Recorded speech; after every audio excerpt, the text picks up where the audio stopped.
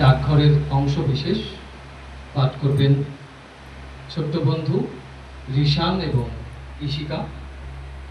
রিশান অমল এবং ইশিকা সুধার পাঠ আপনাদের সামনে করে শোনান। তুমি ঝমঝম করতে করতে চলেছ, একটু দাঁড়াও না ভাই। আমার কি দাঁড়াবার জো আছে?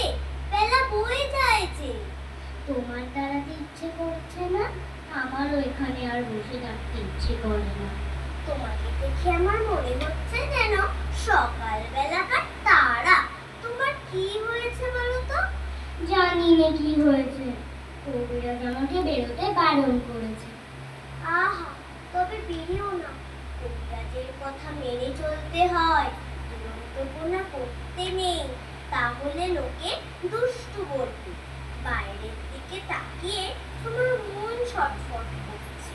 আমি বরঞ্চ তোমার এই আটখানা দরজা বন্ধ করি। না না, বন্ধ করো না, এখানে আমার আর সব বন্ধ, কেবল এইটুকু খোলা। তুমি কে বলো না, আমি তো তোমাকে চিনি নে। হ্যাঁ, সুধা? জানো না, আমি এখানকার মালিনীর মেয়ে। তুমি কি করো? সাথে করে ফুল তুলে নিয়ে এসে মালা গাঁথি। এখন ফুল তুলতে চলেছ, তাই তোমার পা দুটি অমন খুশি হয়ে উঠছে। যতই চলেছ মল বাজছে ঝম ঝম ঝম। আমি যদি তোমার সঙ্গে যেতে পারতাম, তাহলে উঁচু ডালে যেখানে দেখা যায় না, সেখান থেকে আমি তোমাকে ফুল পেরে দিতাম। তাই তুই কি ফুলের খবর আমার চেয়ে তুমি নাকি বেশি জানো? জানি, আমি খুব জানি। আমি 7 ভাই চম্পার খবর জানি। আমার মনে হয় আমাকে যদি সবাই ছেড়ে দেয়, তাহলে আমি চলে যেতে পারি খুব ঘন বনের মধ্যে, যেখানে দেখা যায় না, সেই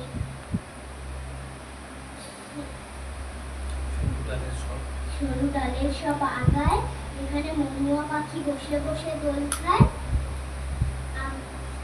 সেইখানে সেইখানে আমি চাপা হয়ে ফুটবো। তুমি আমার পারুল দিদি হবে। কি বুদ্ধি তোমার! পারুল দিদি আমি কি করে হব? আমি যে সুধা, আমি শশী মালিনীর মেয়ে। আমাকে রোজ এত এত মালা গাঁথতে হয়।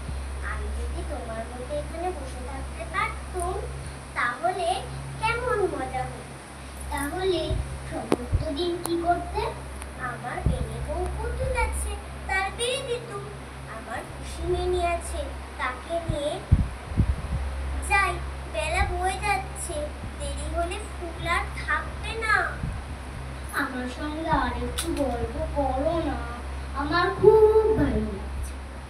আচ্ছা বেশ, তুমি করো না। লক্ষ্মী ছেলে হয়ে এখানে স্থির হয়ে বসে থাকো। আমি ফুল ফেরবার পথে তোমার সঙ্গে গল্প করব। আর আমাকে একটা ফুল দিয়ে যাবে? ফুল অমনি কি করে দেব? দাম দিতে হবে যে। আমি যখন বড় হব, তখন তোমাকে দেব। আমি কাজ খুঁজতে চলে যাব, ওই ঝর্ণা পার হয়ে, তখন তোমাকে দাম দিয়ে দেব। আচ্ছা বেশ। তুমি তাহলে ফুল তুলে আসবে? আসবো। আসবে? আসবো। আমাকে ভুলবে